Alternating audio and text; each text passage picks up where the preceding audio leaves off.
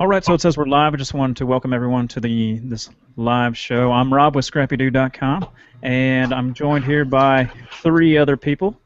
We're here with Michelle, we're here with Ken, and we're here with Christopher Allen Designs. Okay, so I'm going to let them introduce themselves real quick so you guys can get to know them and who they are. We'll start off with Christopher Allen.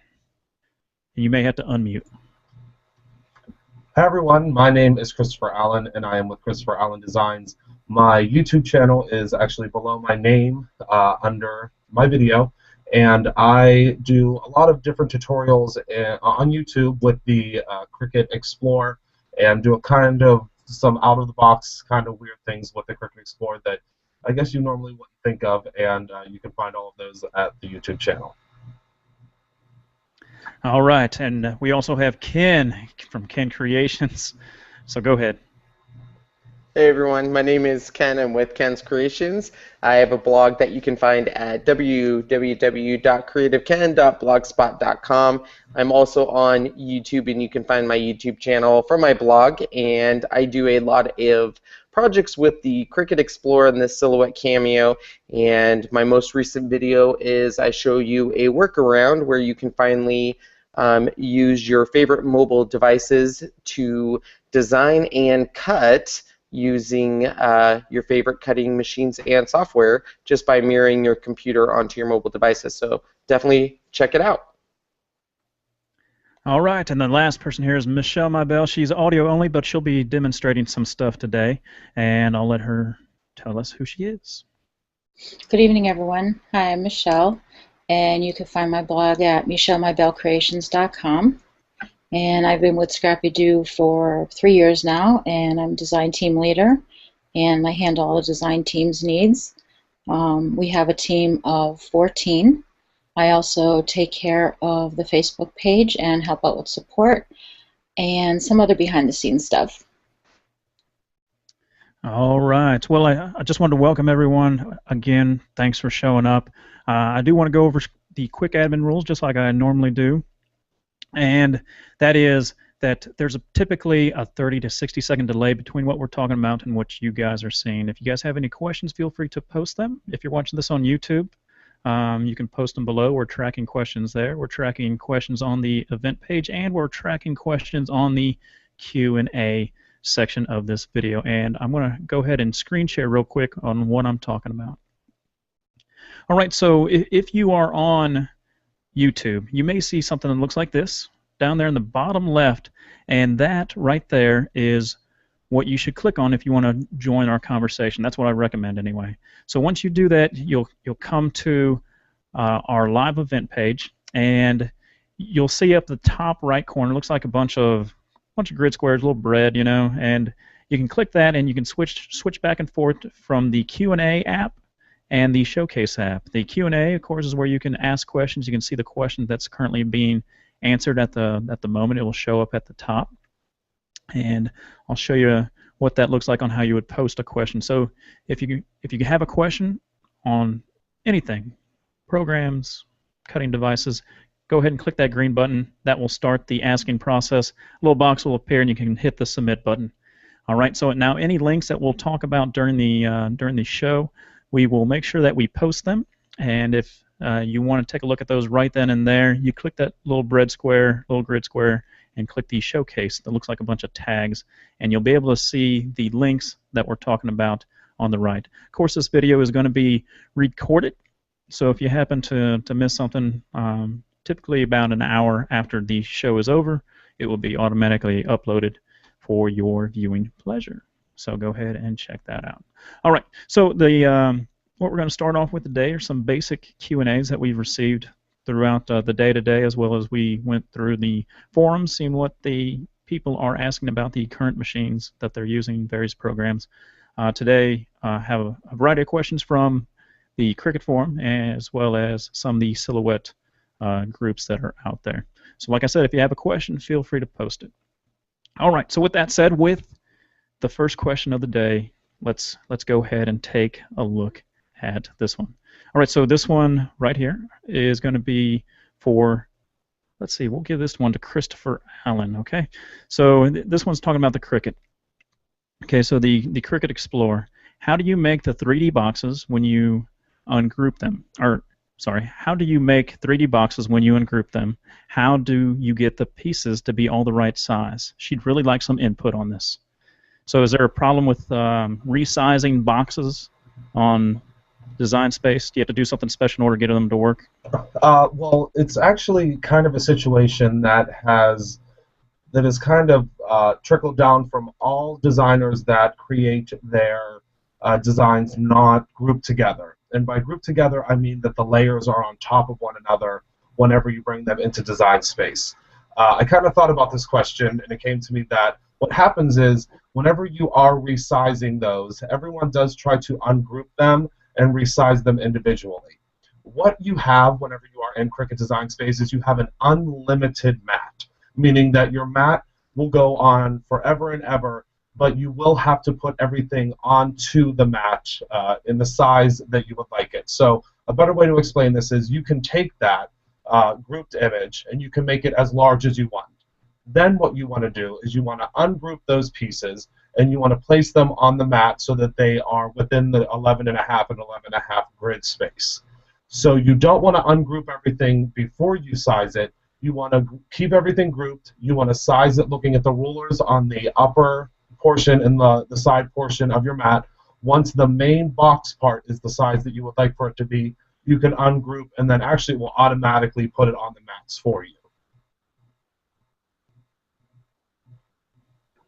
I hope that makes sense. I've run into that problem too, where I actually with PPBN Designs, where I am a designer for her, hers are not grouped together, so I always have to keep them grouped, or they are grouped together and they're not layered, so I always have to keep them grouped, make them the size that I want, and then I can ungroup them.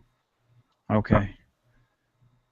Now, does this happen with any designs that are coming straight from the Cricut Design Space, or is this strictly from other It's just strictly from other designs. In Design Space, their 3D boxes, at least the ones that I've used on the new cartridge that just recently was released, are already layered on top of one another and ready to size. All right. Can you get any input? No, I know that a lot of designers were not prepared when Design Space was launched. So this was a big surprise for a lot of designers.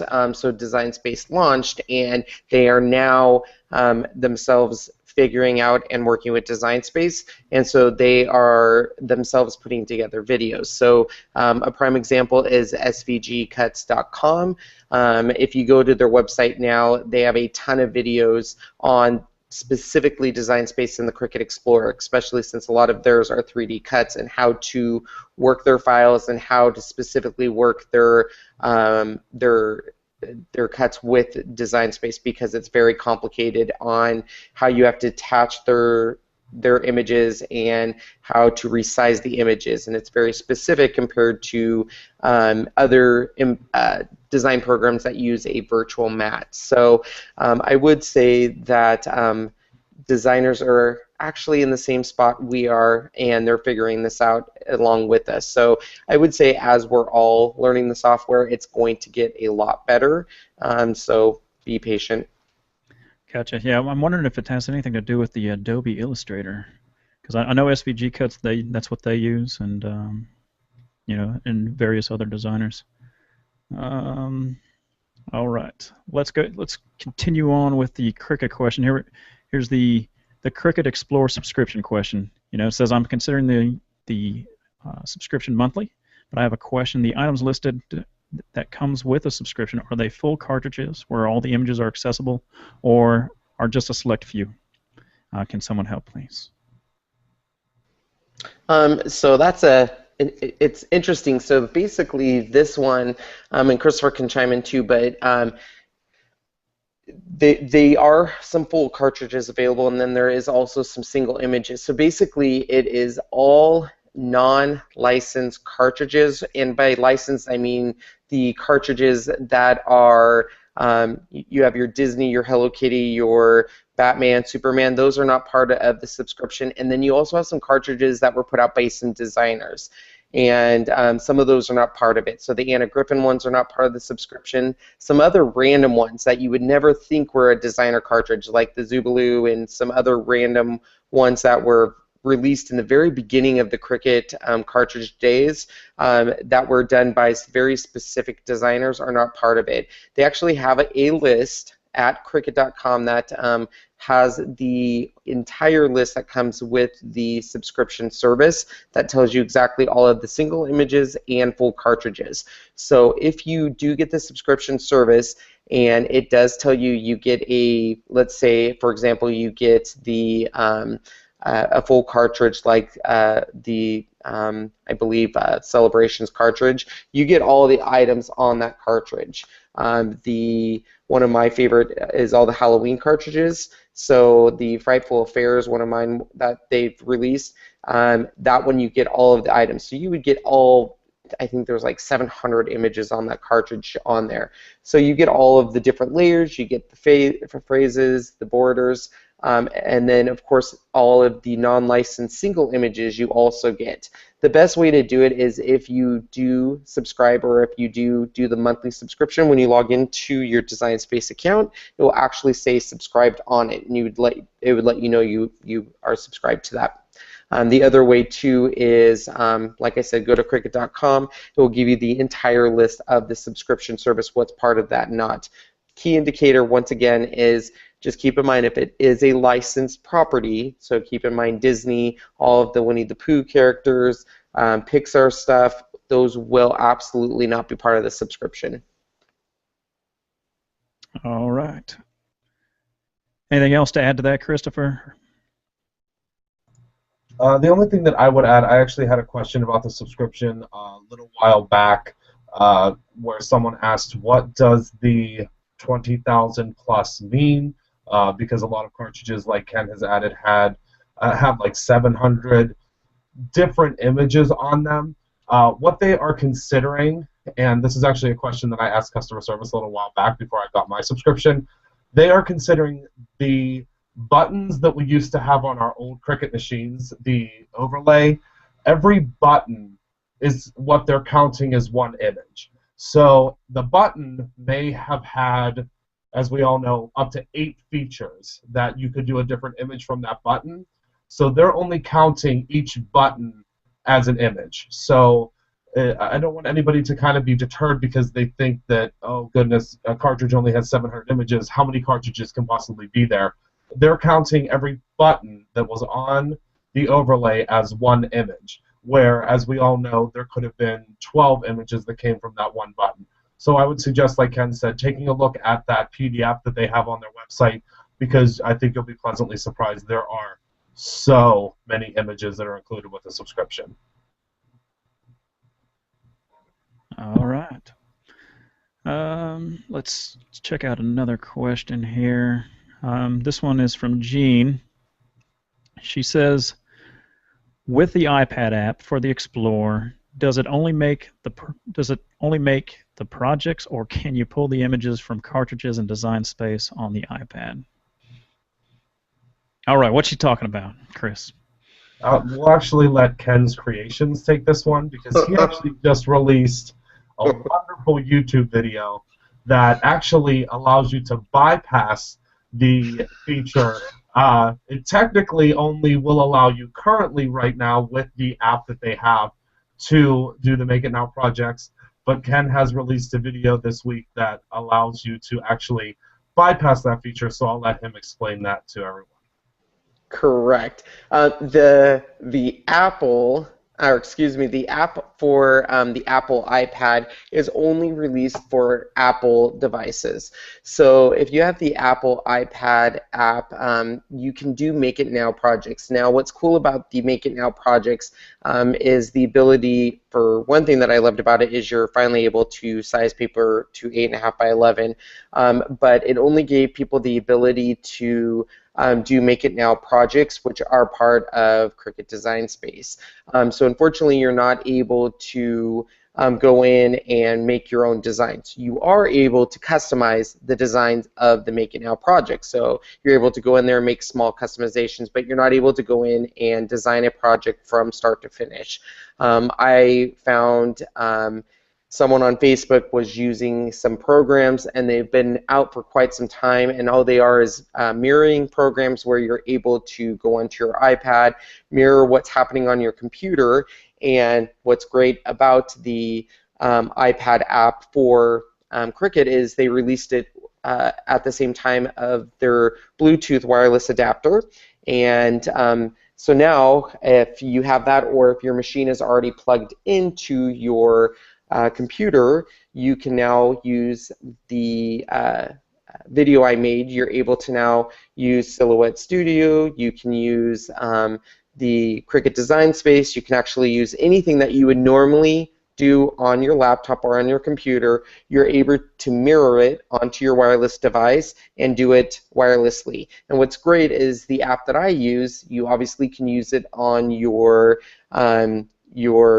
devices at home through your own Wi-Fi, and there's no charge for that. But you can actually use it away from your house. It's an additional charge, but I can actually use it at work.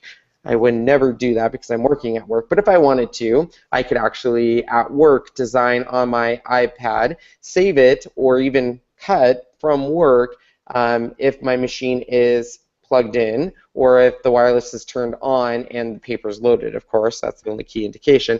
But I mean, I can save it, do everything at home, at work, or wherever I'm at, save it. When I get home, my project's all ready to go, and then I can just cut it then. So that's what's really cool about it, is there's a lot of times that I'm at, not getting home until 6 at night, and then if I have to design something for a design team project, I'm not getting bed until 11, 12 at night. So if I can design while at work or away somewhere, come home and finish it, it's great. So this is just what I call a Band-Aid until Cricut updates their app, which they have not said, and I just want to clarify that they have not said or released saying that they would make the app able to do this. So I've had a lot of people reach out to me and saying, when is a release date that the app will be able to do all of these new features? I don't know if it will. They might never do that. I just am hoping they will. And Silhouette Studio does not have an app. Brother Scan and Cut does not have an app. So this is just a way for us to be able to live on their apps and design on our apps, because I live on my mobile devices. So the fact that I'm able to watch TV and design now is a dream. So I posted it on a ton of Facebook groups, and I've had a ton of people reach out to me and say that they love it. So that is a shortcut that I found. Yeah, screen mirroring on the iPad. So it's been around for a while. I mean, before even the Cricut Design Space, we had this ability to do it before. I've used LogMeIn before, but some of these services you actually have to pay for. The one that Ken showed, Ken, the one that you showed on your video. I don't know if you're there, Ken. Yeah. Yeah, the one that you showed on your video, was that a paid subscription, or was that like a one-time fee? They have two. They have a paid subscription for the iPhone is $2.99, the iPad's $4.99. It has no ads. They have a free one that has ads running on it. So you can do the free one, but then ads just pop up and you have to bypass the ads. I, for my video, did the paid one because I didn't want to promote the ad one. So, but you can do the free one. Okay. Very cool. All right, I did see a lot of new folks that are coming in. If you are watching this on YouTube, just a quick reminder: go ahead and click that, be a part of the conversation where it says "click now" for the Q&A.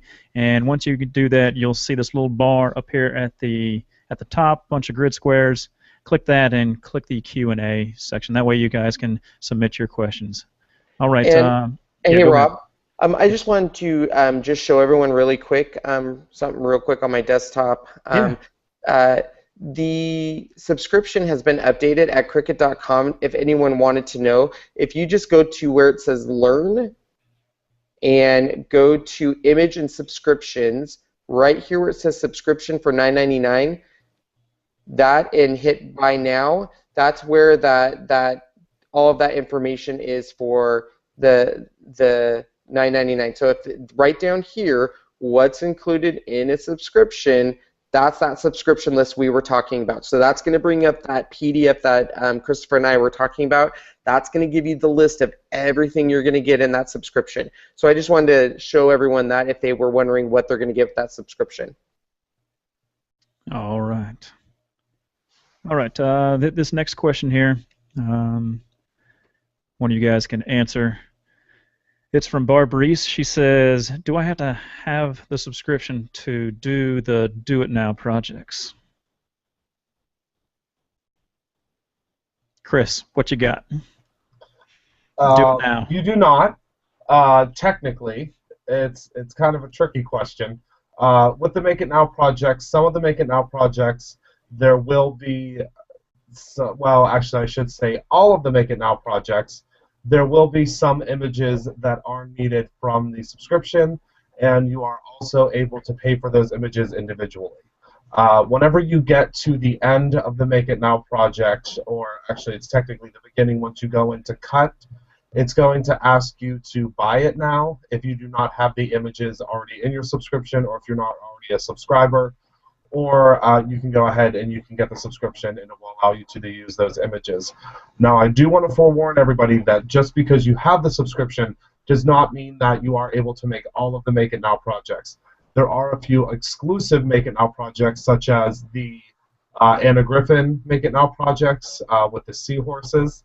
Her Make It Now projects are something that you would need her actual cartridge to make, or you would need to purchase the images individually. So there's kind of two different options. You can either purchase the images individually whenever you're going to the Make It Now project, or you can use a subscription, and most of the images that you will need will be included in there. Okay.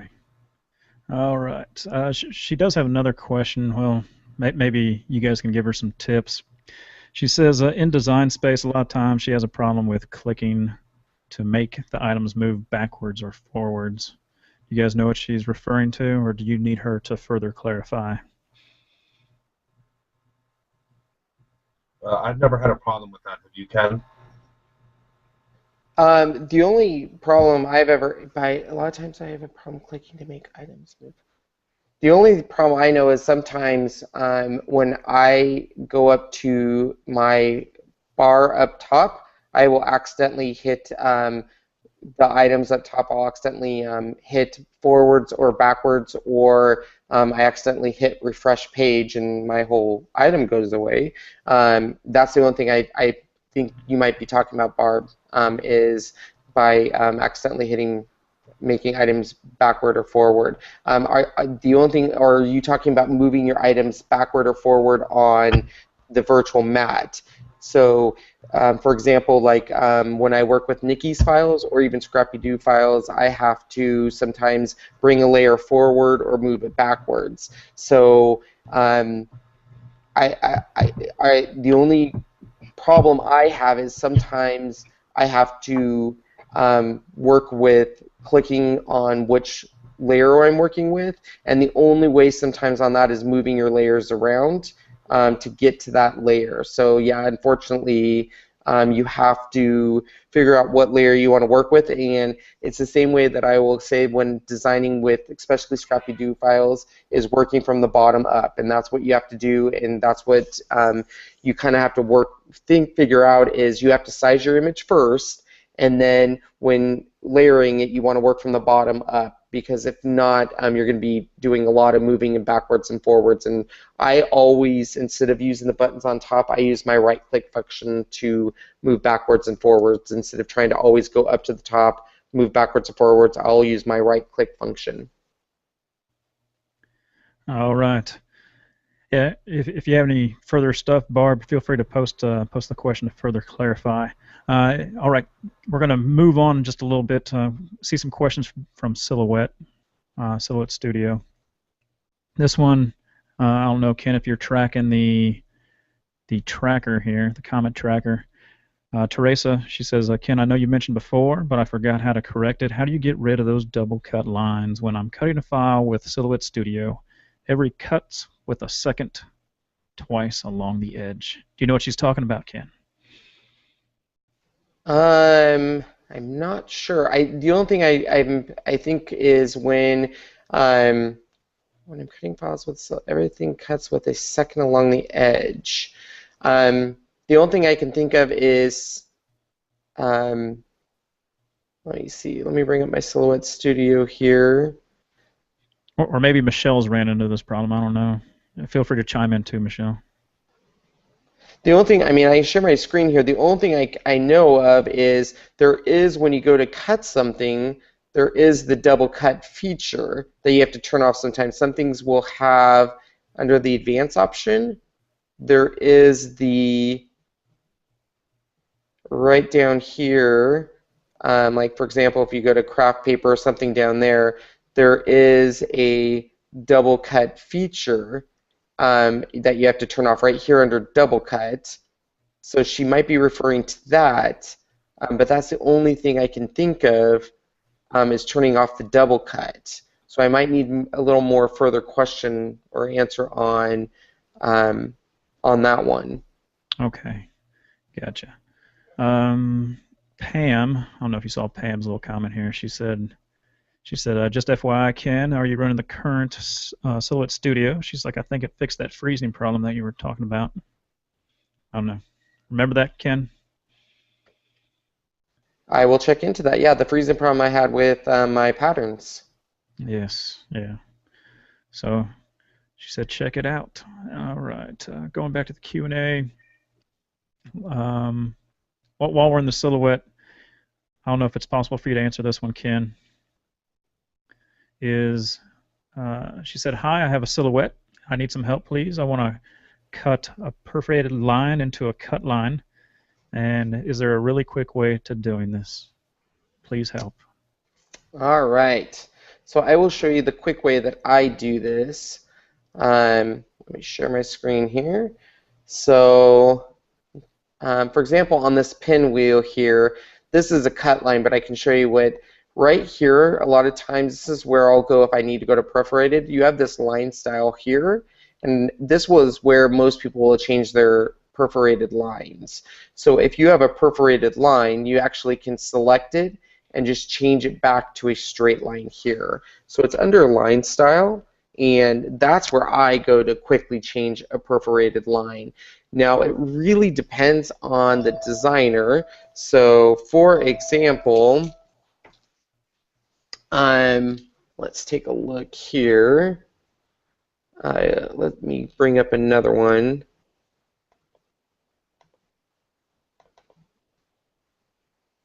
So like on this one here, we have to ungroup it. You have to keep ungrouping it until you get to it, and then you have to select that line there, go back to the line style, and you have to move it back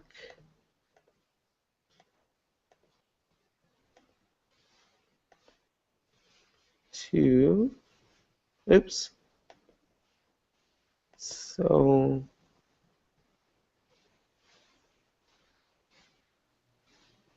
And maybe it's not recognizing that as a... yeah, that one they didn't do as a perforated, they just did the little dot. Yeah, so that's how you would do it manual if they did it as a perforated, is you go back to here and change it. Because that's how you would do it if they did it the proper way of making it a perforated line. Gotcha. So okay. that's how I do it. Good deal. All right, we're going to be scrolling through some more questions here. I did see some other questions about the studio. And I don't know, are you seeing any, Ken? I don't know. I am not. Feel free to scroll with me here. There's lots of comments on here that I'm trying to filter through. Maybe you can read Vicki's while I'm searching for that one about the moneymaker. Maybe you can help answer it. Vicki, I would love to hear your comments. So, Vicki asks, what would be a moneymaker in the paper piecing world? Would like to make money to support my habit or addiction. Laugh out loud. So this was a very, very interesting question, Vicki, and actually made me laugh. It's actually a hard question because I've been trying to make money for 3 years and I spend more money than I make. The easiest way I would say for people is you have to find what the next big thing is and what people are willing to spend money on. And the hard thing is I found out very early on cards or things like that. By the time material and time spent, I would say that this card would be worth $8, and they're still looking at it and spending $5 to $7. But home decor is where I think the majority of the money probably is to be made. So specialty home decor, so baby rooms, very personalized things. So I do a lot of room signs, so people want room signs for their kids, or Trisha's room or Billy's room, and then I do a theme around the room. So if you can do personalized items, that seems to be what is the ticket to making money, is that personalized item that someone can come to you and say, okay, I want this personalized item for someone for Christmas. But if you try to make a generalized, here's just a card that anyone can make or someone can make, it's a little bit harder. I don't know if Christopher's on, if he's experienced anything. I know he's just getting started in the crafting business, but it is hard. It's a lot of competition. There's a lot on Etsy right now, and unfortunately, a lot of people are doing the exact same thing. So you have a lot of people trying to undercut a lot of people. So you have to be very creative, and you have to be almost, I hate to say cutting edge, but as soon as someone, for example, box cards, everyone's doing box cards now. So how are you going to do it a little bit better than someone else? What do you think on that, Christopher? What was the question? So question is what would be a money maker in the paper piecing world? Would like to make money to support my habit or addiction. Anything with a popsicle would work, right? I mean, that's what I would think. I think that the biggest moneymaker right now that I've been seeing personally would be party decorations. They seem to be a huge hit right now. Any type of banners, any type of invitations. I personally, the only thing that I do that I really have sold to friends and family that have asked me, because I haven't really gotten into the whole Etsy world or selling anything, because my YouTube and my Facebook page keeps me very, very busy. So I haven't had a chance to do any like mass-produced invitations or anything like that. But that would probably be the biggest moneymaker, I would say. Once the printer cut is introduced from our Cricut Explorer, I know that it is already available with the Cameo. I think that will kind of revolutionize the, not necessarily paper piecing industry, but the invitation and banner making industry, because unfortunately with paper piecing, as we all know, anybody that does it, it is very time consuming. And to have the ability to do a mass-produced or a 20-plus or 25-plus invitation or banner and doing a little bit of paper piecing, but doing more of the print-to-cut of the designs, I think will help with that. It's basically anything that you can mass-produce that does not take a ton of time to do. I know that I did invitations for a friend, and I did 10 of them, and it took me an hour. So that is very time-consuming when you're doing the actual paper piecing. Yeah, Carmen likes that idea of 3D items. All right, I did find that question that I was wanting to talk about, and Ken and I were talking about this before the show started, and he may need a little more information for this one, and it's talking about, what are the best sketch fonts to use with the Silhouette Cameo.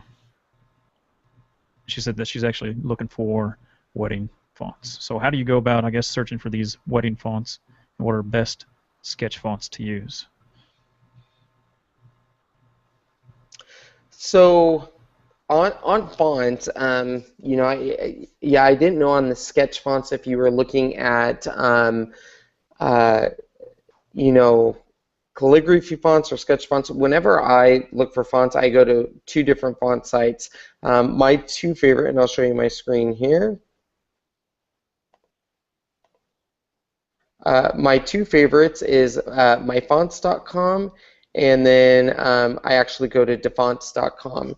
And I didn't really know what stencil fonts were, but I mean, they do have stencil fonts, but I know that a lot of weddings use the calligraphy fonts, and that's where a lot of people go. And the cool thing about most of these is you can actually preview your font, so you can actually put in the names of the people getting married, and it will actually show you what the font would look like. So you can actually get an idea of, okay, if I was to import this into Design Space, or if I was to import this into Silhouette Studio, what would this look like? So, and they do have tons of different fonts. They've broken them up all into different styles up here, so you can go through all of the different styles, and you know, so they have tons of different ones. And then of course under my fonts, same things, they have all of the hot new fonts bestsellers, different ones. Now under my fonts, I do know that they have charged files under here, where DeFont is mostly free fonts, so there's not as many charged fonts free for personal use as you can see on these ones here. So that's where I go for the majority of my fonts. And now that you can import fonts into Design Space with your Cricut Explorer, I know a ton of people are using both of these sites for their fonts. All right. Hey, Ken, while we're on the fonts thing, I know before the show we talked about that, you know, how you can do a quick screen grab of a font and you can actually upload it to a website and it can try to find the font that you're looking for. Sure, yeah, I'll show everyone that. That's awesome.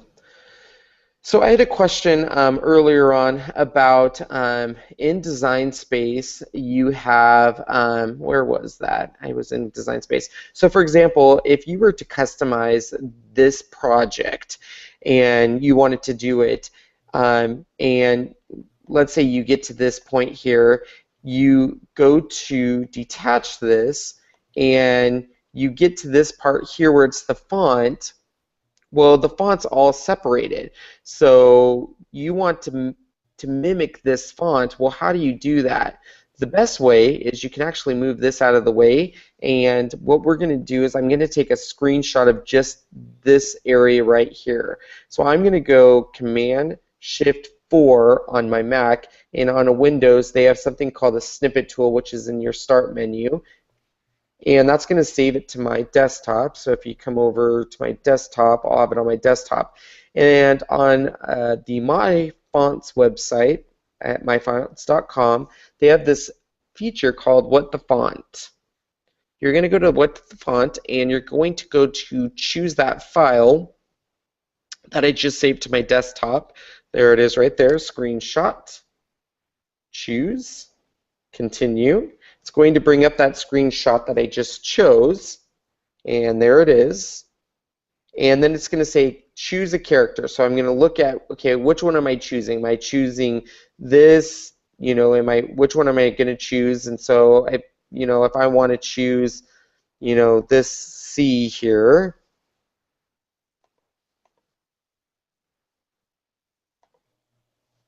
and it's sometimes will pick out some of them for you. I'm not going to go through all of it, but then you can go through, and what it's going to do is it's going to check through all of the fonts, and here it tells me I have 44, and it's going to come close. So there's a pretty close match right there, actually. It's going to come through and come closest to the fonts that it's going to say, here's what we think are the closest fonts. Now, obviously, if I spent a little bit more time and gave it more samples to choose through on that first page, I would have gotten better matches. So I don't want you to think that this program is not good. It actually really is if we gave more samples. But it actually will go through and give you samples and narrow it down. The majority of the time when I do this, it gives you about 10 good samples of fonts, and basically does a pretty good job narrowing it down, saying this is the font that you should be using for this. And then what you can do is download that font, go into Design Space because you've downloaded that font, and it should match up really close to that. So then you would be able to match exactly what that Make It Now project is to what they've matched it up to in that Make It Now project without going into, changing the font too much if you want that font to match exactly what that Make It Now project is. So. All right, good deal.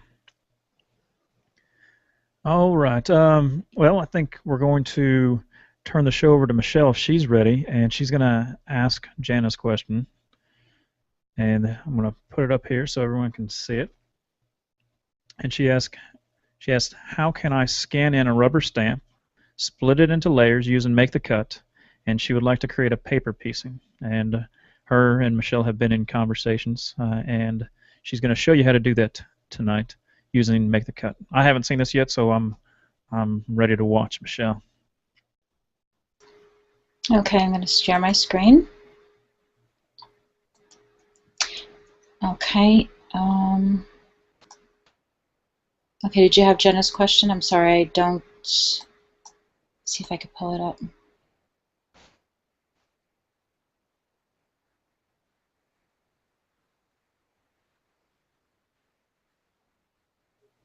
It says, how can I scan a rubber stamp and split it into layers? Oh, you have layers? it? Okay.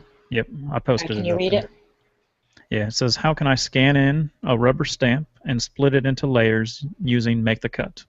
Okay. I want to create a paper piecing. Michelle, help me out. Okay, Jenna, what she did is scan the rubber stamp image.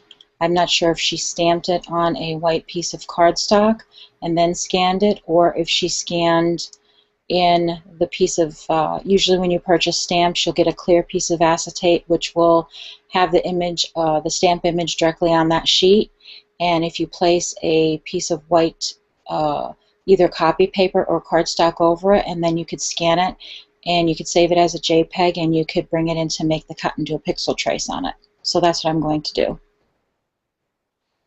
Okay, I'm going to go up to the pixel trace and search for my image. Okay, and I'm going to zoom in a little bit here. Okay, now as you can see, there's a couple issues with this. The part of the hair is not attached, so we have to fix that. Sometimes when you're doing the trace, that can be fixed, and also right here. Okay, so we'll try to do a better trace on it and see if we can connect the lines. I'm going to move the threshold up a little bit.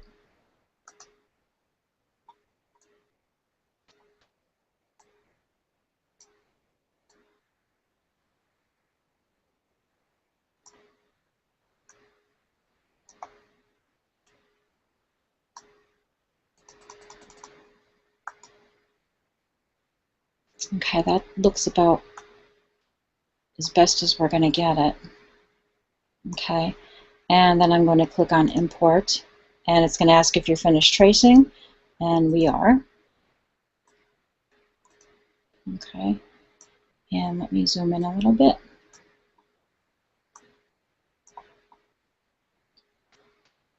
Okay, now there are a couple ways that you can fix some of these issues. I'm going to start down here. Okay, you can see right here this is not connected, and when you go to cut, you're not going to have the pieces right here, they're broken.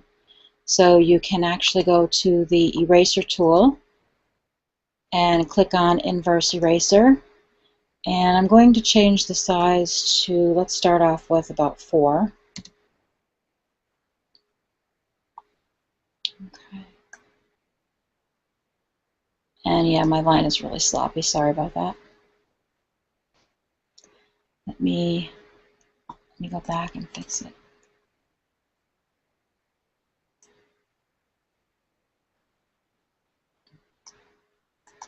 Okay. Okay, the line is not perfect. Another way that you can do that, let me erase. Go back. Okay. I'm going to do a break right here in the nodes. Okay, I'm going to insert a node. Okay.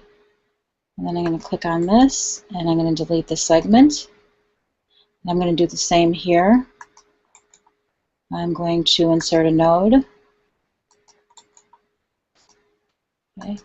And I'm going to delete that segment. Okay. Delete that one as well. Okay. And then I'm going to go to the pen tool, and I'm going to connect these lines here. Well, you know what? First, let me take off snapping. Okay, and let me go back. Okay.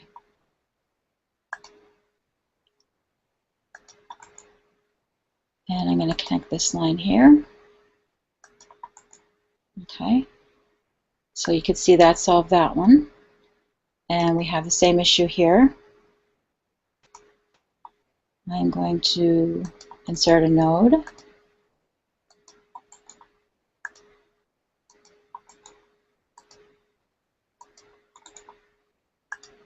Delete the segment. Okay. Now another thing, Michelle, that you may want to try is the actual slice tool. You can just slip the tip, and then you can connect the nodes that way. Yeah, there's you know, a couple different ways there's always multiple ways to do things. Mm-hmm. Okay.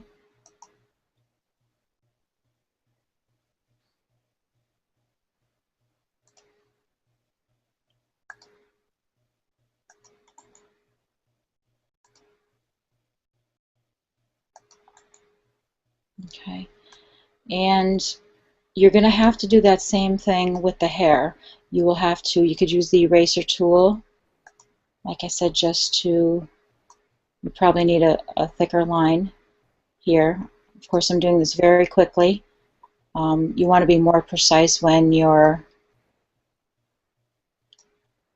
you know, and take your time. I don't like that line. I would have actually erased it and refixed it, but just for purposes of demonstration, I'm just going to leave it be.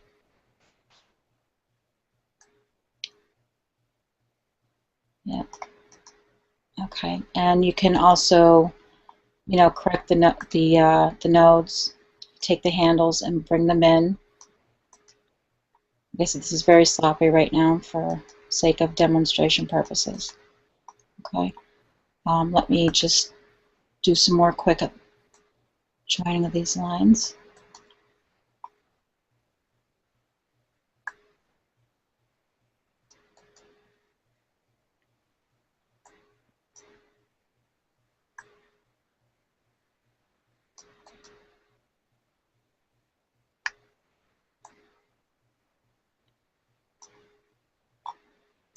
And I'm going to make this one a little bit bigger. I'm probably going to do it to a 7. And then just join this here. That might even be too big. Looks good. Well, yeah, I don't like, see, I would take more time, and I would get rid of this right here, and I would really spend some time doing that. Yeah, just cleaning up, and it's almost like you're doing node surgery. Correct. It is a little bit time consuming. Not really, but I mean, when you get once you get with the final product. Yeah, you could get it done really quick, but like I said, It'll be worth it. That's too thick. Yeah, that's way too thick. Change that to about 4.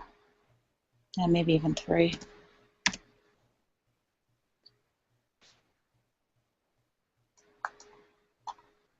Okay. Let's see. Okay, we have a lot of issues here with the dress as well. You would have to connect all of these here. Again, I'm just going to do it very quickly, so it's going to be very sloppy.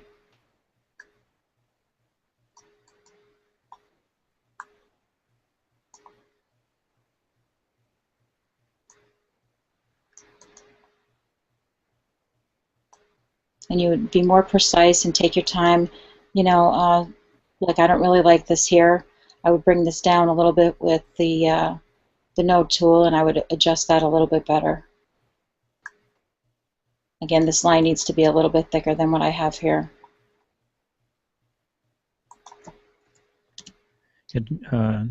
She was saying the inverse eraser. She's like, oh golly gracious, I'm so glad the note editing refresher course. So she said we'll be watching this segment while working on her own stamps. Thank you so much. This is going to be very sloppy, just like I said, just to connect it. I would spend more time doing this.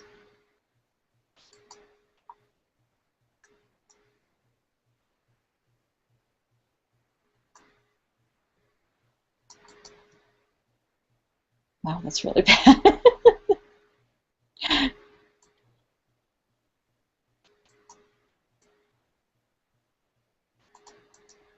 Okay.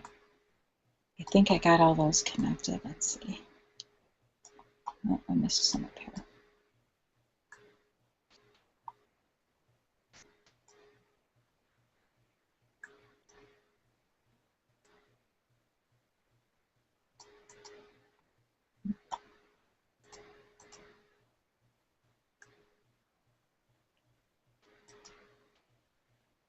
See, I would correct that too with the node editing. I would delete some of these nodes and then I would reconnect them just to make a nice smoother line because this is really jagged right here. And then there's an issue right here where we could take the inverse off and we can actually, I'm going to make this a little bit bigger, 6, and I'm just going to erase this completely. That's a spot on my monitor.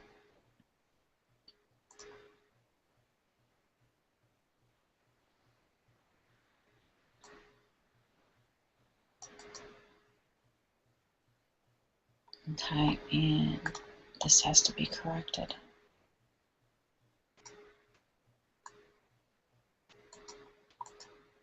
Okay.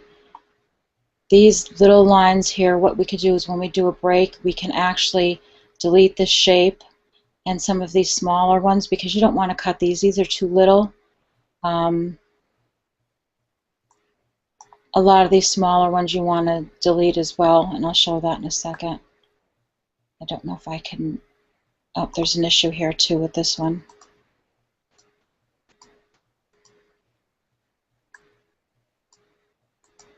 Okay.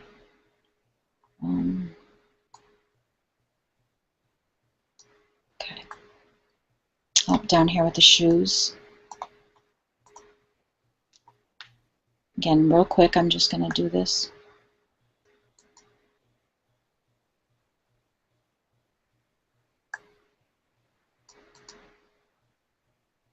And like I said, you want to straighten these all out so you have nice clean cuts so they're not appear jagged. And this also right here has to be fixed.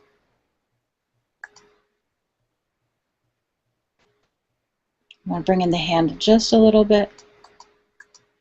Okay. And maybe even this a little bit as well right here. You want to bring this handle in a little bit. And again, I would correct this right here because there's a jagged. Let me zoom in a little bit. This right here, you can see it's jagged here. You want to straighten that out. And there'll be an issue right here when you're trying to cut. You want to fix this as well. Bring your handle in just a little bit. And maybe up the top right here. Again, you'll be more precise when doing this. This is just really quick for demonstration purposes. Right here, we have an issue.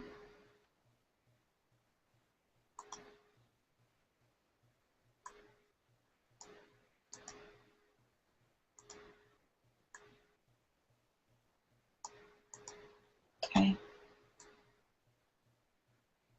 And up the top here, bring these handles in a little bit.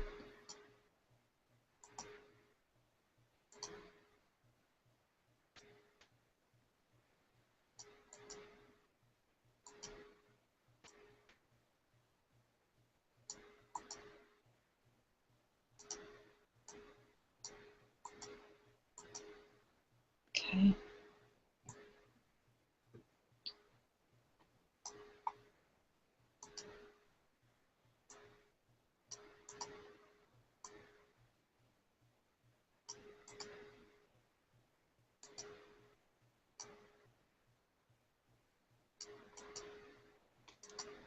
I'll have to swing this out just a little bit.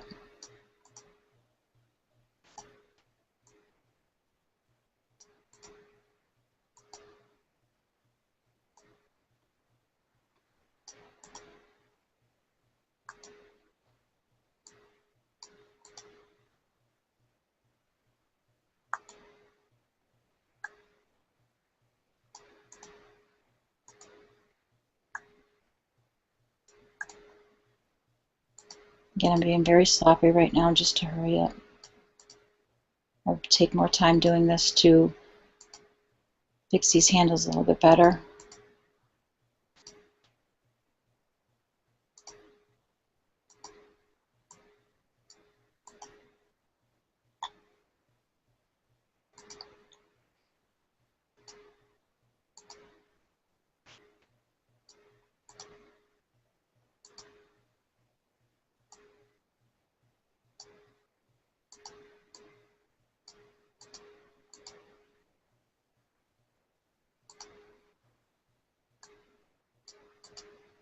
I actually like doing this. This is real. I find this really relaxing. Okay, let me join this. I'm going to make this a little bit bigger, probably about a 7. And again, I'm just going to be very sloppy just to connect this here.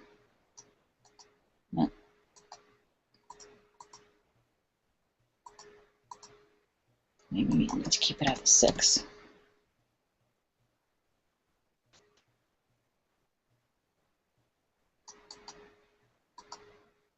Okay. And this needs to be fixed.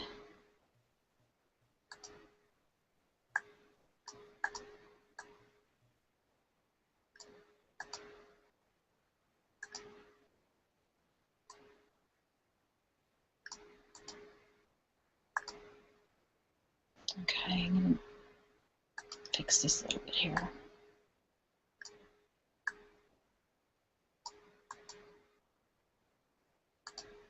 Oops.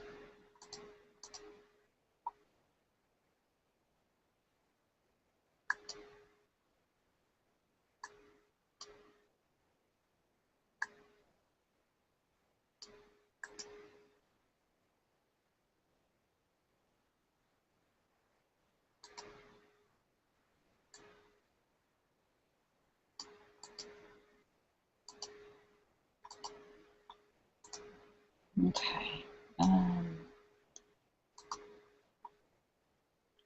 Okay, this needs to be joined here. Join this here first. And it's a little bit thick. 5.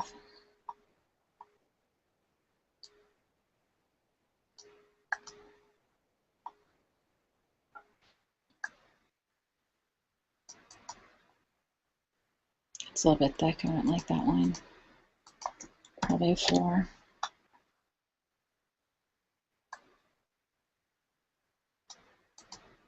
Okay.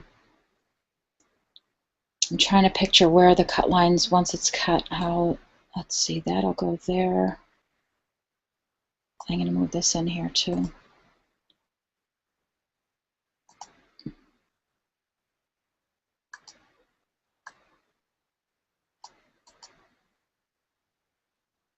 Okay.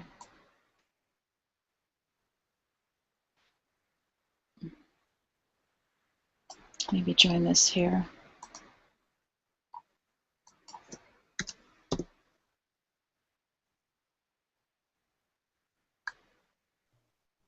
A little too thick.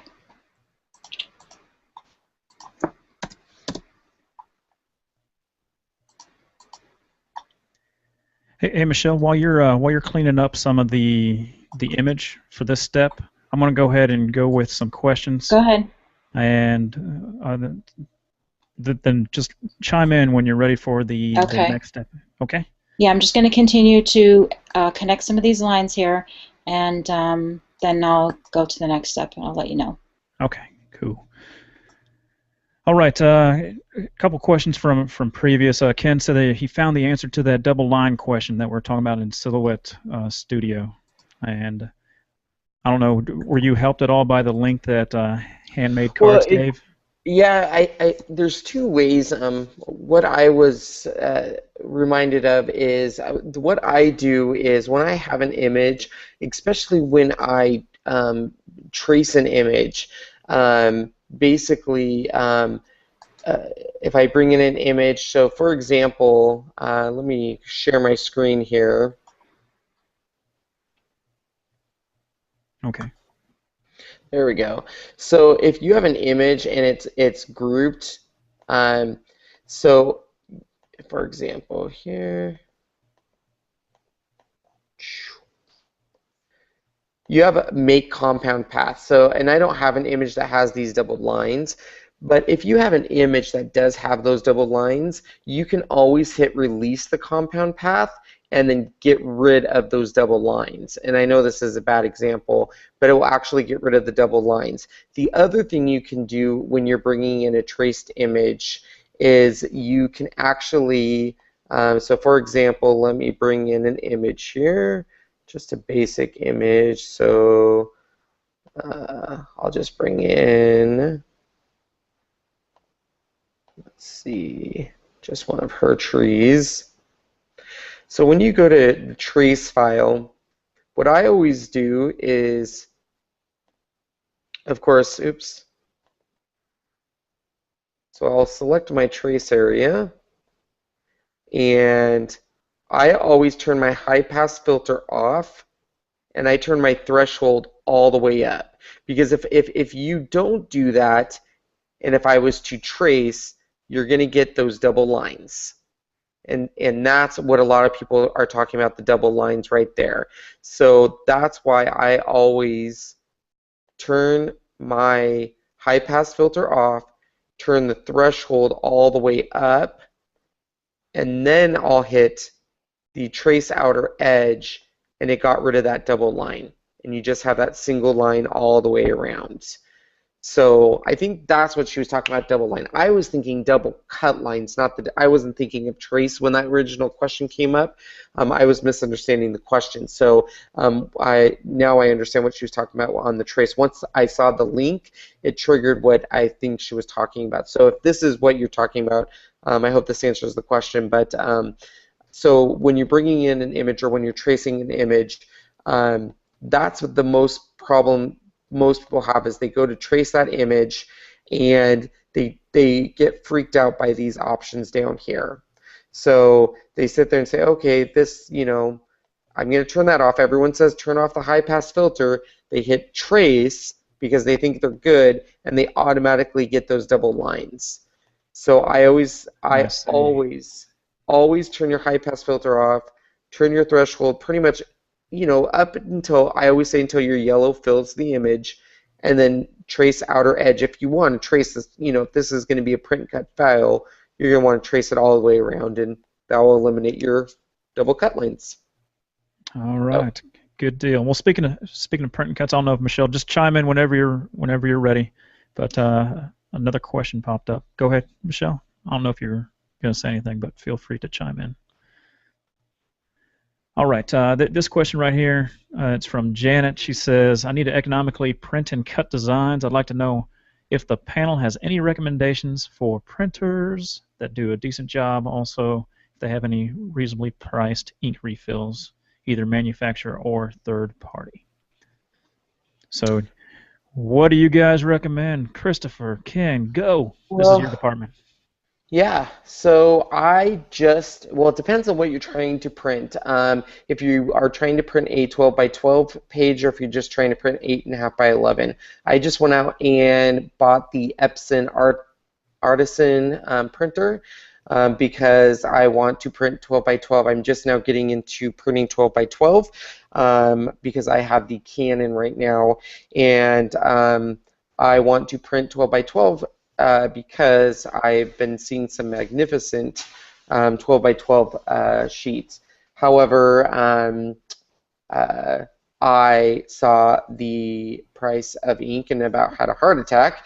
But Christopher Allen came to the rescue, and I'm going to let him talk about an amazing discovery. I hope it's not a secret, Mr. Christopher Allen. I think it's public knowledge. So he is going to talk to you about an amazing discovery he discovered this week. So I will let him take over his amazing discovery. It better have something to do with popsicles, or we're going to the next question.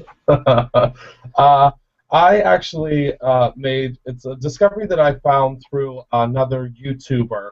I can't remember her exact name, but if I remember it, if I can find it, I'll put it under the comments on this page. She actually does a ton of print-to-cut with the Silhouette, and with my anticipation mounting of the print-to-cut with the Cricut Explorer, I know that I'm going to be using a ton of ink. I actually just purchased the it's the Hewlett Packard. I can't remember the exact model of it. Ken may remember the model of it, but it is also it's a 12 by 12 printer, but it actually does a larger scale than 12 by 12.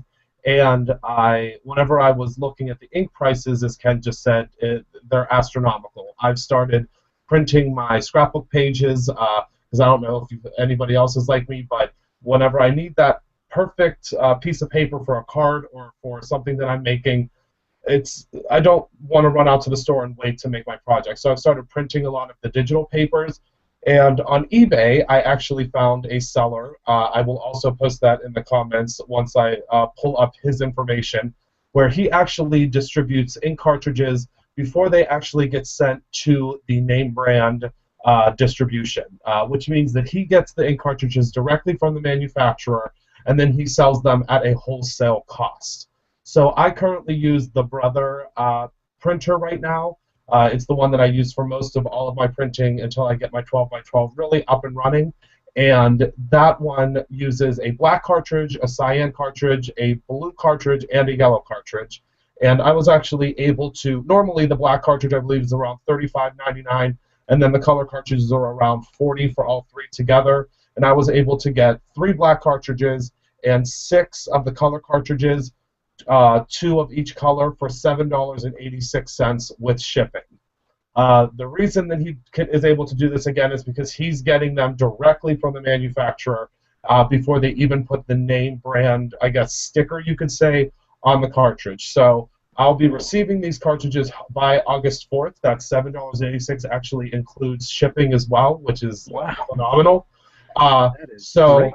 I'm super excited to get the cartridges. This YouTuber, actually, that's all she uses. I was completely astonished whenever I saw her bring this giant box of cartridges up onto her craft station, and she said, you know, this is all used. I mean, she makes 2-foot centerpieces with her Silhouette, and I was just completely flabbergasted as to how she could possibly sell these for, I think she sells them for roughly $30, and not use, you know, a ton of ink. So she says that she gets them. I actually got a smaller lot of them. 10 is, I think, the smallest that you can get, but she gets them at 20. She gets 20 in a box, and I think that she said she pays something like $19 for 20 of them. So she uses actually the printer that Ken just got, but I think is there a 10 and I think there's a 20. She has the 10. She said she really wants to get the 20 because it has the dual paper, so she can keep 12 by 12 in all the time, and then have 8.5 and 11 in the second one. But I mean, for $7.86, I will never, feel guilty for printing an entire page. And each of those cartridges yields 800 printed pages, full printed pages. So for $7.86, I mean, that's a couple of thousand pages that can be printed. So I'm very excited about that find, and again, I'll put that link in the comment section because I think everybody should be ordering from him because ink cartridges are so expensive, and with the way that crafting is moving in the digital world, I think we're going to be printing a lot more. All right, yeah, Ken, he just posted the link in the Showcase app. Oh, perfect, thank you. Yeah, so if you're watching this on the event page, you should see a little grid square up there at the top right. If you click that and click the Showcase button, you will now see that ink that Christopher was talking about, and it's an eBay link that you guys can go check out. I'm also going to be posting the link for the printer that Ken was talking about as well, so you'll see that in the Showcase here just shortly. All right, let me go back to the Q&A, see if there's anything else. I did post that into the Showcase for you guys that are looking. All right.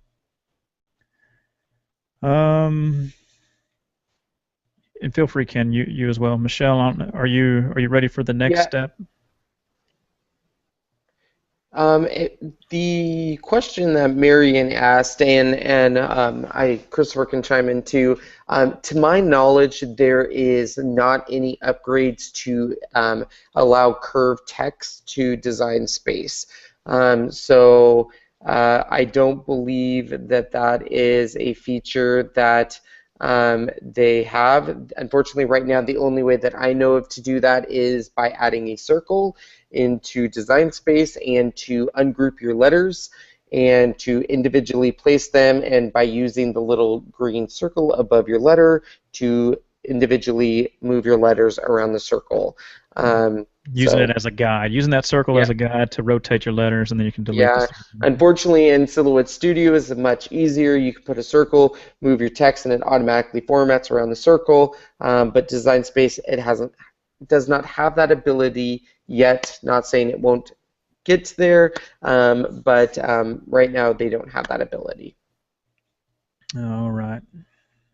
Yep. Sorry. Maybe in the future.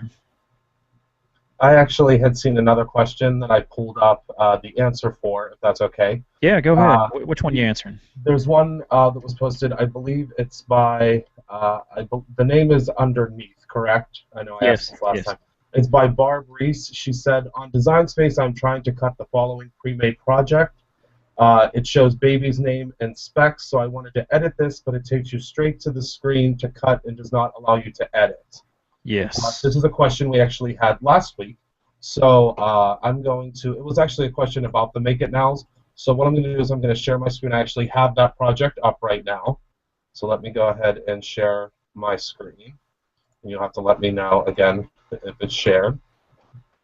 It is shared. And this is the sophisticated baby announcement that she wanted to actually go ahead and create. Down here at the bottom, you can see the project resources like we covered earlier.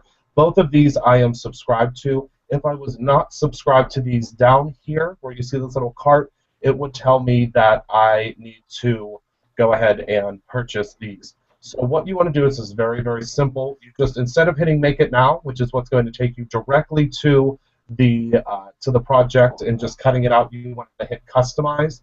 And then what's going to happen here is it's going to bring up that actual card. I actually did this already. I wanted to look it over real quick just to make sure that this is possible. And it is possible, but they kind of put this in here a little bit strange, I guess you could say. This is the text that you want to edit here, but when they created this, they didn't make it very edit-friendly, simply because this is already attached. So what you need to do is you need to actually go ahead and right-click, and you'll detach this. And then you're going to have to go ahead and select these letters individually, and you'll have to delete them. You can't actually edit the text, unfortunately, here, because they did attach it, which made all of the letters separate. So what we need to do is we need to go ahead and we will delete all of this type, and then you'll go to the Add Text tool, and you'll add in your own text, whatever you would want to add in here. You can go ahead and space that out and put it in here. Again, unfortunately, they did not make that text editable, and I see where they're coming from, because with the Make It Now project, once you hit that Make It Now, it's going to automatically do that for us, so this would have to be attached in order to keep the writing on this piece here. So that's why they did it for the Make It Now, but unfortunately that doesn't really make sense, because not everyone is going to be having a baby announcement for that baby on that date. So what will, actually I don't think anybody will, but the situation is we're going to have to go ahead and delete that text out of there after we detach. Once we put that text back in, again, we'll just use this example of putting baby in here. We want to go ahead and we want to select these two items again. Just put our little blue box around the baby and the shape here, and we'll want to go ahead and hit attach. And what that will do is it's going to change the color, and I tell everyone in my tutorials, don't worry, that's not doing anything, it's just showing you that that is going to go ahead and attach the two layers together. We want to make sure that we select all of these and write. I actually am backtracking. We should have done this before, but you can still do it now, and that will make sure that when we put this to the mat, that it's going to write this and cut this together. If we didn't attach, which is a huge concern that I see a lot in the different groups, this is going to attempt to write on a separate page, and this shape is going to cut out separately as well. And I've seen so many people post things, you know, kind of panicking, oh my goodness, what am I going to do? It keeps writing this separately. So that attach tool is simply to make sure that any letter or any shape that you put on top of another shape is going to cut or write at the same time. And that's something that's very important for the shaker card video that I just posted, that you can see where you put the shapes on top so that you can make sure that you have a hole for your shaker element in the center. It's the same concept. I hope that helps. All right. Let me get to the Q&A here. See if there's anything else. All right. Feel free, Ken, if you see something, feel free to read it and answer it. Oh, Teresa she did come back. This is on the comment tracker. She did say that's what she was talking about, the double lines. She said she has no concept of what it's about. Yeah, I do have a video on silhouette tracing and a second one on tracing, and the high pass filter and low pass filter, take out all the terms, and it gets a lot easier. Just think of it, I just think of it as filling it full of yellow and making the yellow go away. It makes it a lot easier. All right. Michelle said that she is ready to show the next step of the rubber stamp tutorial. So I'm going to go ahead and turn it over to you, Michelle. Okay, I've corrected all the lines. I've connected them all. Okay, so as you can see, they're all connected. A very quick job I did. Okay, now what I'm going to do is I'm going to select this, and I'm going to do break. Okay, and I'm going to put this outer shadow on a separate layer. Okay, and I'm going to lock it for now. Okay, I'm actually going to move it below. I'm going to delete the extra layers that are empty. Okay, now here's where you can start changing the color of, let me zoom in a little bit. Okay, you can start changing the color of your piecings. Okay, you can either come down here and find all the layers here. As you can see, there are a lot of layers. Okay, so I won't go through all these layers color piecing them tonight. Okay, so I'm just going to select. Okay, and let's see if we can find out where that shoe is. Okay, there it is. And we'll do that in a black. And again, I will click on that. Just be right with that one.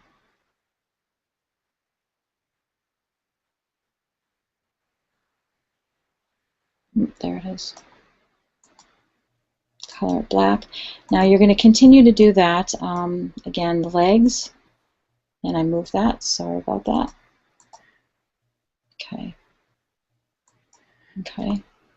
Yeah, Michelle, you can right-click those pieces and go to texture, so you don't always have to go search for them over there in the layer palette. Mm-hmm. You know, if you. Okay. There it is. Okay. And we'll do that skin tone. And I'm going to turn the matte to contrast. Oh, not a good idea. Okay. So what you'll do is you'll continue to change all the color of your piecings, and then you can select them and group them together. Like you'd select this part and this part, group that, put that on one layer. You would select her legs, combine them together, and put them on a separate layer.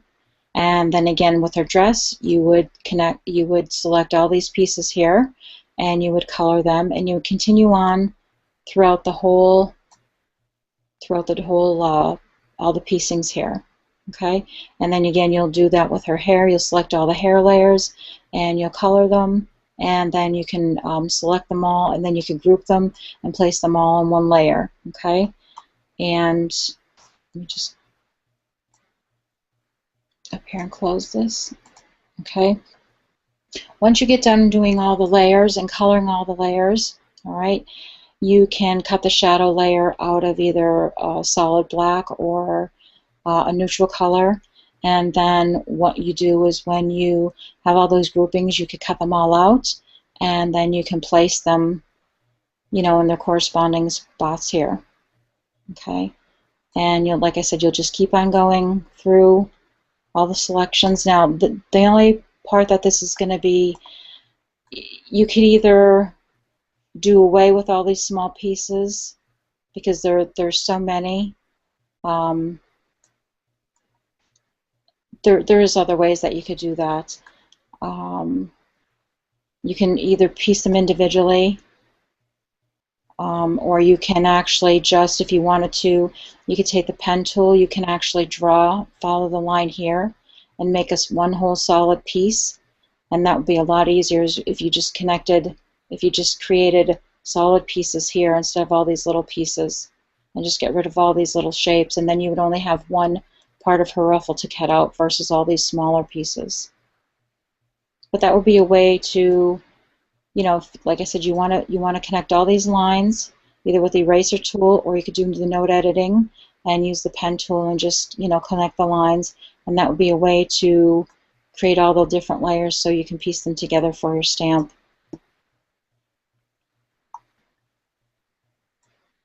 I guess if anybody has a question, if I didn't make anything clear, just let me know. All right. Thanks, Michelle. All right, Ken, I don't know if you monitored any more questions. If not, we'll just move on.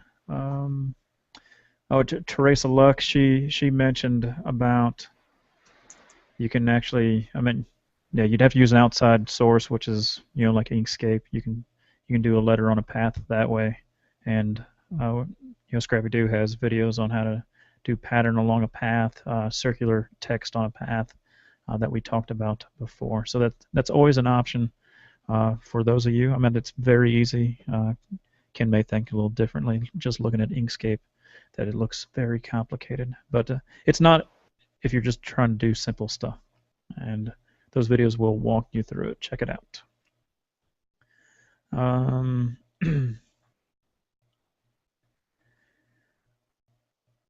don't know, I don't know, Christopher, I don't know if you saw that other Barb Reese question about uploading SVGs.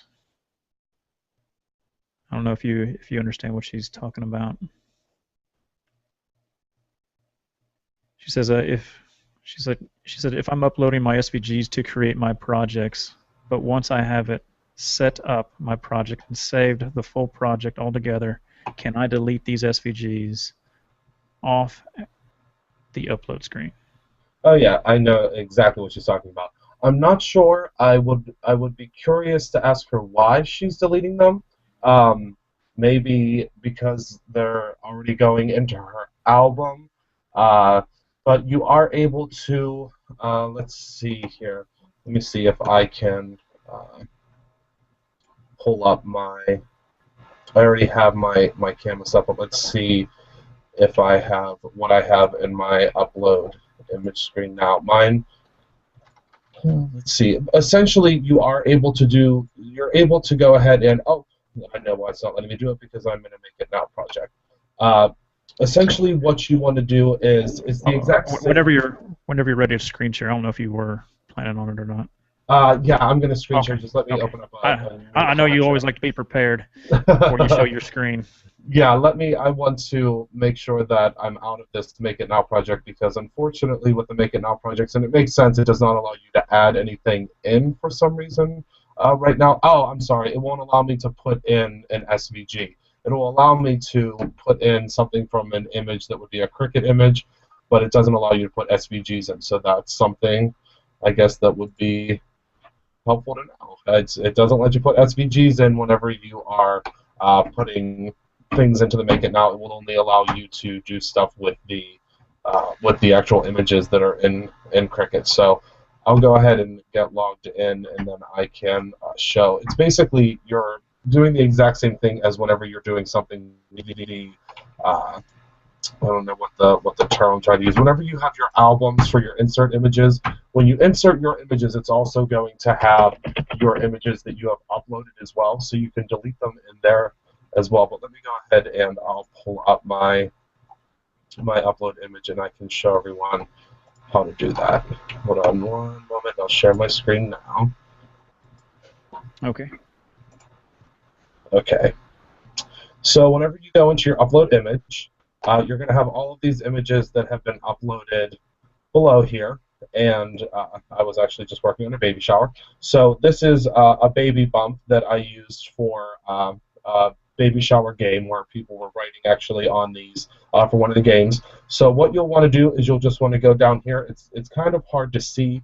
There's a little delete icon down here at the bottom, and you can just click that to delete. Like, I'll actually delete this because this is an ATG gun file that I created, and I needed the background to create the file. So I can delete this, so I'll just hit this little delete button down below. It'll ask me to confirm that, and I'll hit delete, and it will delete it from my files down here. So it's very easy to do that, and it's the exact same thing when you go to insert images, and you would, like, let's go ahead and type in logo, and my logo will come up here down below. I can go ahead and click on that. Now, again, this is not something that I'm able to delete through here. You would have to go into your uploads to delete that.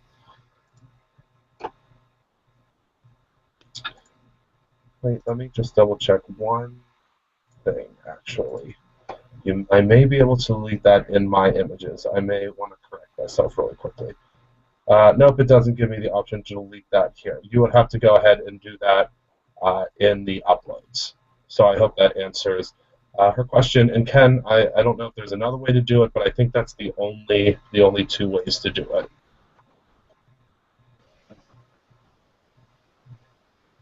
Yep. That's a good short answer, Ken. Yeah. All right. You did a beautiful job explaining that. Thank you, Ken. Yeah. All right. I'm not seeing any more. Let's see, any more questions. It says cheap ink CISS continuous ink supply system. I don't know what that is. Trace of Luck said something about the ink when we were talking about the ink system. Cheap ink is CISS. Comes directly from squids. Let's see. Yeah, not seeing any more questions. I did want to show everyone a sneak peek. Not a sneak peek. Maybe it is a sneak peek. I don't know. But first of all, I just wanted to bring everyone's attention to Scrap Factory. It's been a while since we talked about it. It's been about 7 days, and just wanted to show you guys the website. You go to -12.com/scrapfactory. Ken is an affiliate, so if you like Ken, go to Ken. If you like Michelle Mybell, you can go check out her blog as well. They're both affiliates. Help them out, get some credit. But anyways, whenever you go here, basically what Scrap Factory is, it's a program that allows you to create multiple dolls all in the same program. So for example, just the base set, you get over, I believe it's well over 128 different combinations that you can create. Check out the heads, all these basic heads that you'll get, all these clothes that you'll get. You can even transform those normal kid bodies, and you can turn them into bears and use with the program. So all these bears will fit these outfits. So you choose which one you want, rather than going through multiple SVGs to get the same effect. Okay, lots of expansion packs down here that you can scroll and go to. These right here, from Scrap Factory. These down here are from Susan Blue Robot. You can go down there and click those. Now, what's going to be coming tonight? That I'm going to be releasing, is just a little bit of extras from the bedtime set. As you can see from this bedtime set, you get all these cool little outfits, cool new hairdos, cool little titles, and these slippers that you see here. So Leslie, she sent me an email, and she said, "Hey, I created a little more, created more slippers for you guys, and you guys can put it into the Scrap Factory program. So I wanted to show you those right now. So this is, this would be a doll that you would already put together. The bunny ears they came standard, and then Leslie, she came up with a few more dogs. So those are going to be uploaded tonight after the show. Give me about an hour to have them up. All you have to do is simply restart your Scrap Factory program if you already have the bedtime expansion pack. Okay, so you get to add a few new slippers. So thank you, Leslie, for for giving those to us and allowing us to use them. All right, so give you guys a quick little sneak peek of what's coming out next for the Scrap Factory. So if you have daughters, nieces, this would probably be for you. Definitely not if you have a son. So let me show this real quick. Right down here. So these are going to be the new, I don't know what to call them yet, so maybe you guys can help me name these, fruity divas, I don't know. So you guys can, these are going to be new hair sets, new outfits, that will be with a new expansion pack. It should be out this weekend. I'm going to try to have it ready by Saturday. Okay, so Ken, don't message me while I'm talking live. You got it, Ken? That's your first X. Okay. All right. Yeah. So that's kind of cool. Stuff. And like I said, check it out on the Dash 12 website. Lots of cool expansion packs that you guys can get with the Scrap Factory. I mean, look at all that stuff. I mean, if you have the full set, you are definitely cooking. And I do believe, I just tested this right before, still got some coupon codes left, so that $30 is now, $15. So go ahead, grab it now. I don't know how many coupon codes are left. That's from the original one. Once we reached 250 users that are using it, we released a coupon sale that gave you half off. And so please tell your friends, tell your neighbors. It's a good deal. Scrap Factory. Check it out. All right. Michelle, I don't know if did you still want to show the design team gallery? If not, I know we're well over the hour mark. We're about an hour and 30 minutes. If they would like to see it, sure. Okay. If you have it ready, feel free to post it while I go through some Q&A and while I go scold Ken for sending me a message while I'm live. Okay. You want me to demo it now? Yeah. No, I'll make you the main screen here.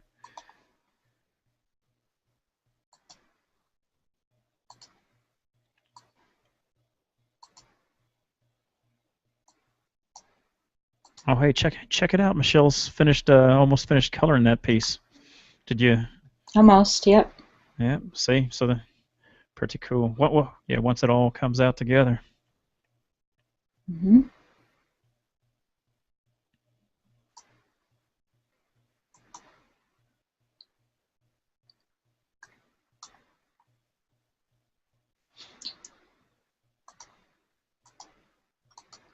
Okay. All right. Our first project tonight is by Ashley, and she posted this on the Facebook page. She made a 2-page Christmas layout, and she used the Grinch pattern file, and that could be found in the characters category in the store.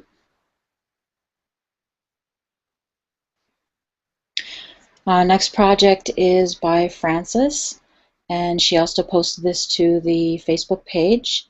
And this is a coloring book for a sick little boy, and this is a Scrap Factory program project, and she used the base set and the summer cargo outfit and the bobby hairstyle. This next project is by design team member Jenna, and this is a nautical theme card in a box birthday card for her husband. And she followed a recent tutorial by Rob how to do a pixel trace to create a print and cut. And she used the Under the Sea Pals 2 and the Pirate Pals 2011 from the ScrappyDew Vault.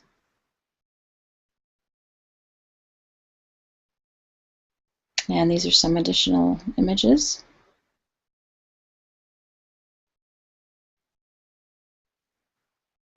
And this next project is by our newest design team member, Jennifer. And she used the game night, she created game night invitations, and she used the Words board game file, and that could be found in the games category.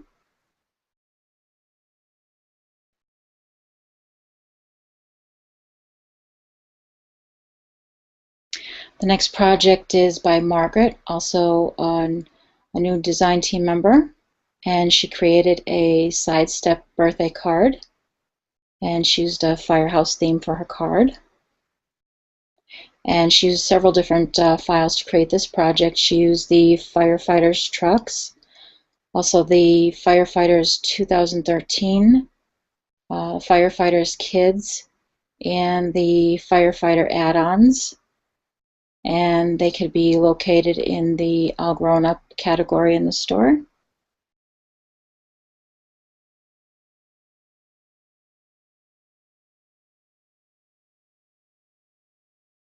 It turned out really cute. And the next project is by design team member Monica. And she altered a Altoid tin, and she made a Cowgirl mini album for her niece's 10th birthday. And she used the Scrappy Wild West file, and that could be found in the Imagination Kids category.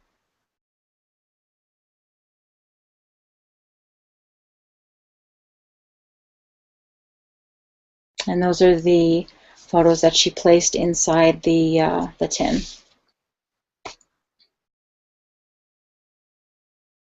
And this next project is by Shirley. She also posted this on the Facebook page. It's a two-page Christmas layout, and she used the Christmas morning pattern file, and that can be found in the Christmas category in the store, and that is page 1.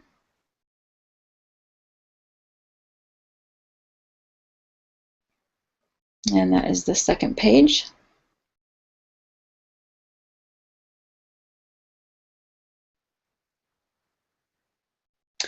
And the last project tonight is a very special project that was created for me by a design team member, Jenna.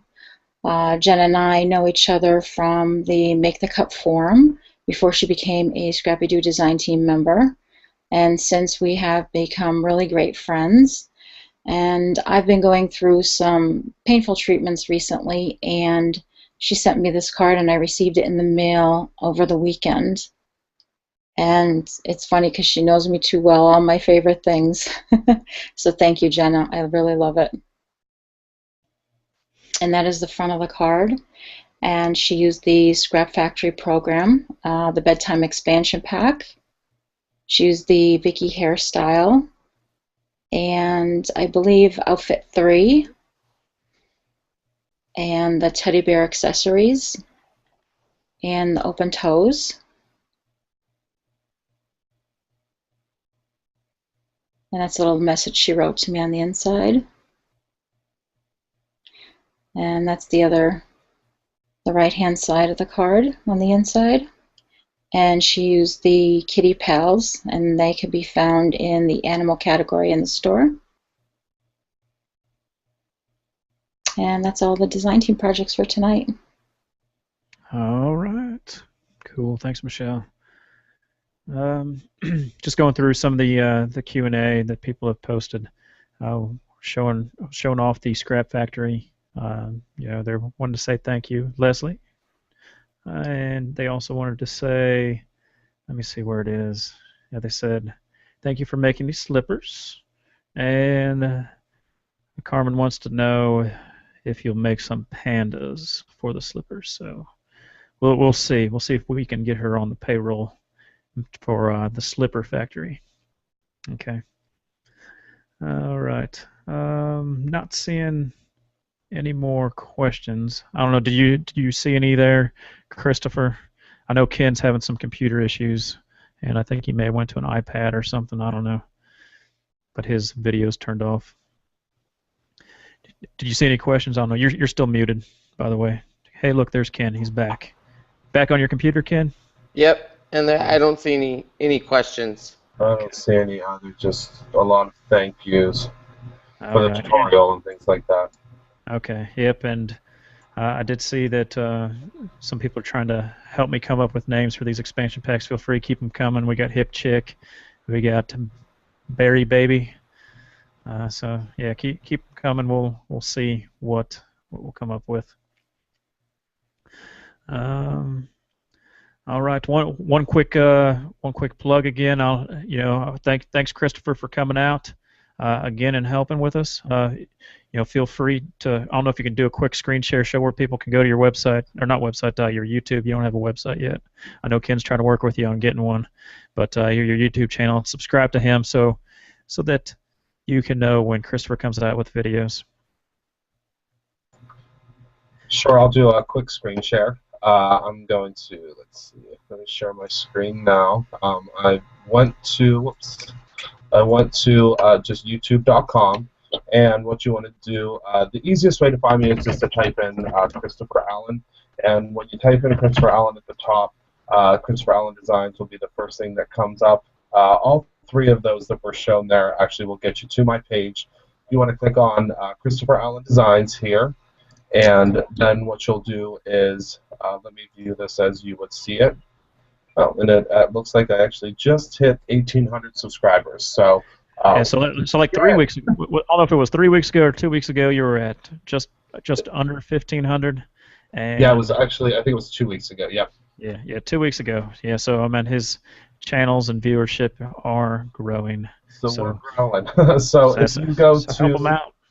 Right under here, under this, under my logo and my picture here to the right, there's a little subscribe. Obviously, they're real cute at YouTube. It says no need to subscribe to yourself, but there you would just click right here, and you'd be able to get all the updates for all of my videos. My most recent being the shaker card, and I'm going to be uploading 2 videos coming up. One is going to be how to create the shaker card without the tape packaging that I used. And also the next one is going to be how to use a embossing marker with the Cricut Explore. It's something exciting that I kind of figured out yesterday, that we can use the Ranger embossing markers and actually change any of our cut files, including ScrappyDew, all of the phrases and things like that, into stamps. So it's something that's fun. Again, something that's crazy right brain out of the box for me, but I always am looking for, again, a special stamp that I'm using for a card, and I don't want to go out and buy an entire set in order to complete a card. So it's nice to be able to use a paper piecing image, again, from ScrappyDew. You can use one of the dolls, and then to use the actual saying above, you can use your embossing marker or pen in the Cricut Explorer and go ahead and write out that saying and just emboss it. So more options for our cards and more options for those files. All right. Hey Ken, you got any videos you're coming out with this week? What's on your plans this week? This week, learn not to type while people are screen sharing. Yeah. Number 1. And I'm actually remodeling my craft room, so I have to do a video on that. I have people asking about that, and so we're gonna get a behind the scenes video. Yes. You're going to get a behind-the-scenes video on that, and so I am going to be doing that, and then I'm actually going to be doing, I have a new cutter that I'm actually doing a review on. So I've been testing out a new cutter, the Brothers Scan and Cut, and so far, and it could be user error, I'm not widely impressed with it. So, but I am working with it and trying it out, but I'm not thoroughly impressed with it thus far. So I'm trying it out a little bit more, and then I'm going to be doing some comparisons on the how it cuts against the Silhouette Cameo and the Cricut Explorer. So, yeah. All right, cool. To be continued with the Brother Scan and Cut and how it compares to the other cutters. All right. Well, I'm not seeing any more questions. Sorry, it's been about an hour and I want to say maybe an hour and a half, maybe it's almost 2 hours. Gosh. Okay. Yeah. So sorry, guys. Only meant for this show to be about an hour. But I do thank everyone for coming out. Thanks for showing up, and we will see you next week. All right. So take care, everyone. Bye.